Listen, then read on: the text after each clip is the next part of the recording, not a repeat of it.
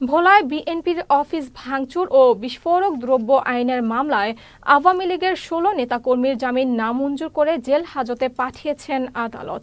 রোববার দুপুরে ভোলার সিনিয়র জেলা ও দায়রা জজ AHM মাহমুদুর রহমান আসামিদের জামিন নামঞ্জুর করেন।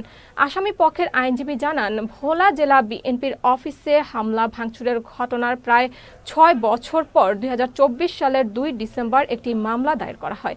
এদিকে এই আদেশের বিরুদ্ধে আসামি পক্ষ উচ্চ আদালতে আপিল করবেন বলে জানান ওই আইনজীবী।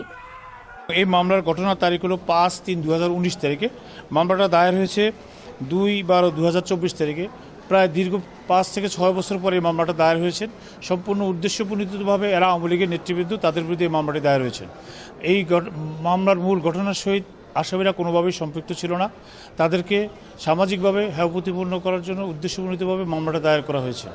আমরা আদালতকে বলেছি যে তারা যেহেতু এই ঘটনার সাথে জড়িত না এবং এই ঘটনা যখন ঘটেছেন সেই ঘটনাস্থলে এই সমস্ত আসামিরা উপস্থিত ছিলেন না।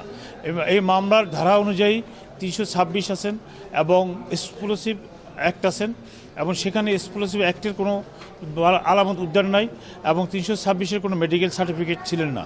তারপরে বিজ্ঞ আদালত আমাদের বক্তব্য শুনেছেন এবং বক্তব্য শুনে সন্তুষ্ট হয়ে তাদের জামিন বাতিল করেছেন। আমরা আশা করব এই আদেশের বিরুদ্ধে আমরা উচ্চ আদালতে আসামিদের জামিন চাইব।